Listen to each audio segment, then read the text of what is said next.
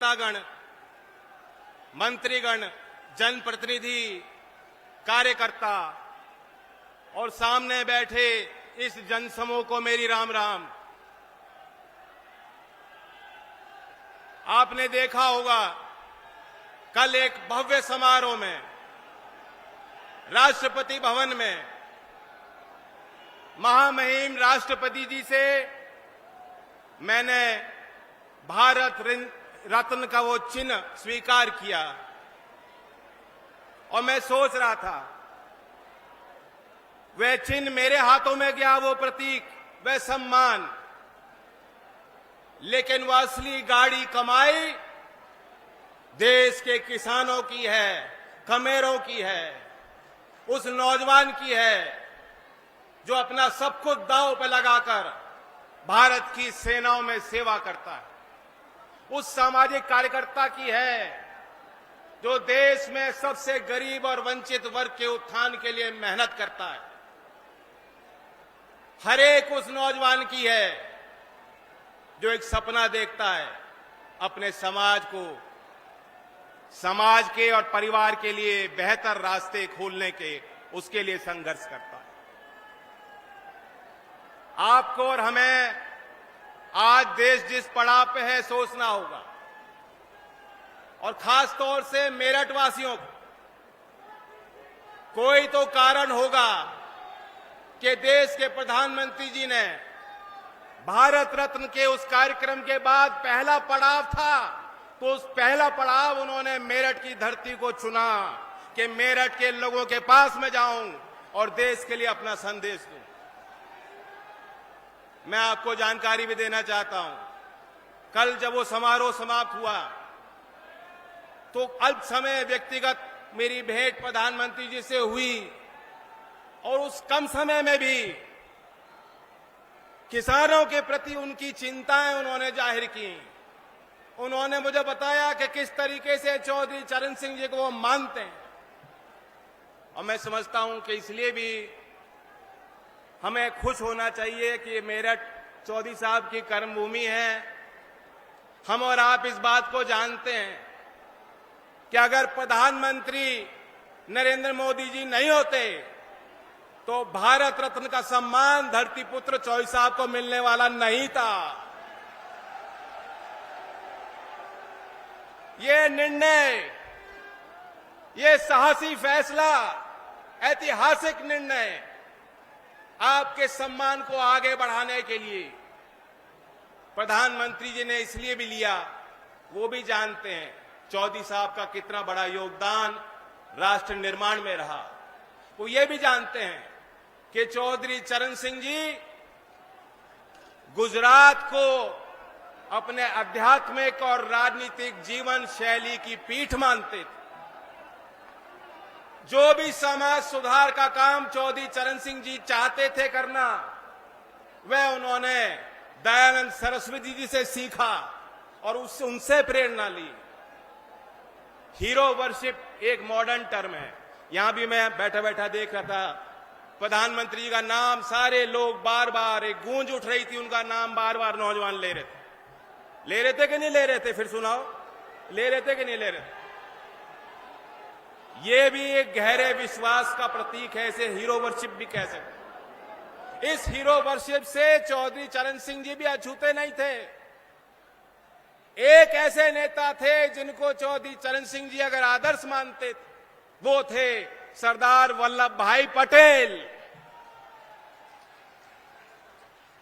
और इसलिए इस नाते को प्रधानमंत्री जी अच्छी तरह भली भांति समझते हैं और उनकी मंशा है, उन्होंने अपनी इच्छा शक्ति को जाहिर किया कि चौधरी चरण सिंह जी की वास्तव में जो विचारधारा, जो वास्तव में उनकी विरासत, जिसको आप सब लोग संभाल रहे हो, उसे और आगे बढ़ाना है।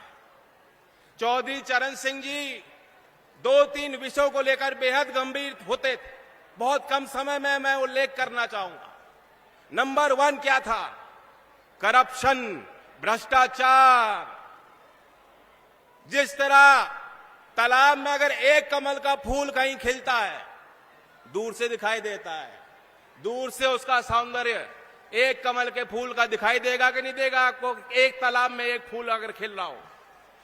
चौधरी साहब यही मानते थे कि जो नेता होता है, जो बड़े पद पे बैठा है, बड़े पदभार को संभाल रहा है, उसकी नैतिक जिम्मेदारी होती है। भ्रष्टाचार ऊपर से लेकर नीचे तक जाता है। अधिकारी भ्रष्ट हो सकते हैं, कर्मचारी भ्रष्ट हो सकते हैं, लेकिन जिस दिन सर्वोच्च पद पे बैठा व्यक्ति भ्रष्ट हो जाएगा तो कोई उपाय नहीं है। एक किस्सा मैं चौधरी साहब का बताना चाहता हूं। हमीरपुर जिले का 13 मार्च 1962 की तारीख, चौधरी चरण सिंह जी गृह मंत्री थे। वहां सर्किट हाउस पे रुके हुए थे।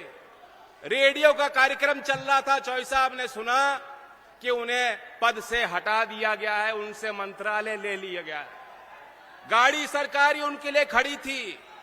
लखनऊ उनको लौटना था। उन्होंने ड्राइवर को कहा, अब मैं सरकारी गाड़ी में नहीं बैठ सकता, इस गाड़ी को वापस आप ले जाइए लखनऊ।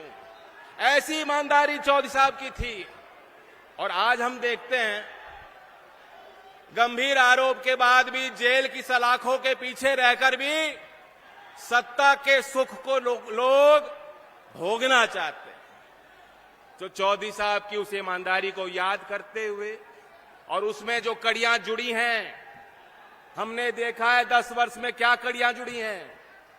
जो राजीव गांधी जी कहते थे कि 1 रुपए का सरकारी योजना का पैसा धरातल पे कितना पहुंचता है, 15 पैसे पहुंचता है। आज हम देखते हैं केंद्र सरकार कोई निर्णय लेती है, कोई प्राथमिकता बनाती है, कोई योजना बनाती है, कोई निवेश करती है, तो सीधा लाभार्थी के खाते में पैसा जाता है। मैं पूछना चाहता हूं, यही तो चौधरी चरण सिंह जी की ईमानदारी का प्रतीक है। यही उनके ईमानदारी और नैतिकता का बढ़िया उदाहरण जो सरकार करके दिखा रही है। और फिर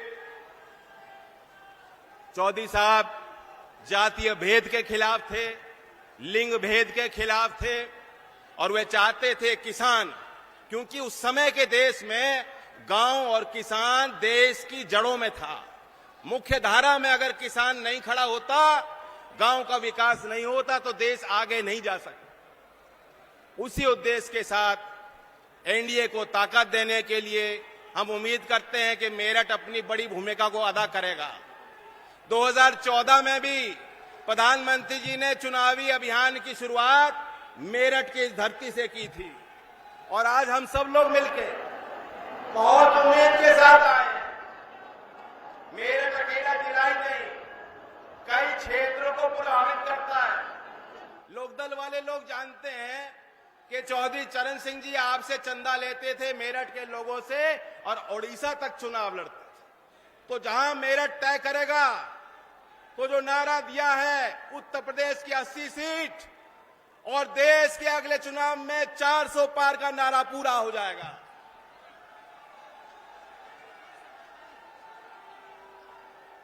मैं अपनी बात को समाप्त करते हुए कहना चाहता हूं कि वो नेता जो भविष्य को समझते हैं कि भविष्य में क्या होगा और समाज और देश को उसके लिए तैयार करते हैं चुनौतियों के लिए, उनकी बातें हमेशा इतिहास में पन्नों पे दर्ज हो जाती हैं। आने वाले समय में जब अवलोकन होगा इस दौर का, जो तीसरा बड़ा मैंडेट देश की जनता मोदी जी को और एनडीए को देने वाली है, तो कहा जाएगा, क्या जानो तुम अपने दौर से कितना लड़ा हूं मैं, समय की भीति पर काल का एक पत्थर सा जड़ा हूं मैं। धन्यवाद। जय हिंद, जय भारत, जय किसान, जय मजदूर।